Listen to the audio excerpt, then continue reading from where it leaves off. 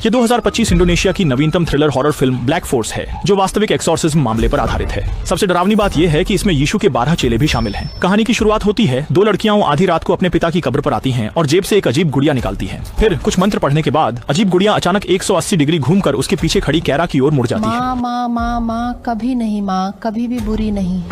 जुदा इसी समय कब्रिस्तान का प्रबंधक दिखाई दिया। डर के मारे पकड़े जाने से तुरंत गुड़िया लेकर वहां से निकल गए। लेकिन जब केरा और उनके साथी गाड़ी में बातचीत कर रहे थे तो उन्होंने बिल्कुल नहीं देखा कि रियरव्यू मिरर में एक आत्मा प्रकट हो गई। घर लौटते ही केरा ने प्रसिद्ध भूतिया दीवार का सामना किया। अपनी माँ को सोफे पर गहरी नींद में देखते हुए उन्होंने कंबल ठीक किया और ऊपर अपने कमरे की ओर मुड़ने पर अचानक फिर से अपनी माँ की छवि मुझे बर्बाद नहीं करना चाहिए।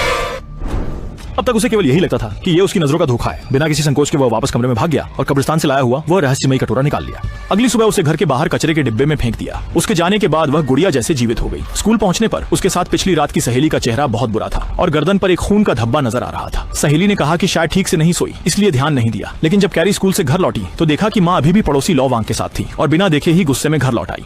कमरे तभी उसने बिस्तर के पास परिवार की तस्वीर की तरफ देखा। अचानक पाया कि कल फेंका गया गुड़िया वापस आ गया। ये देख कैरी भी डर से हक्का बक्का हो गया, इसलिए उसने फिर से गुड़िया उठाई और दरवाजे के पास की आग की हांडी में फेंक दिया।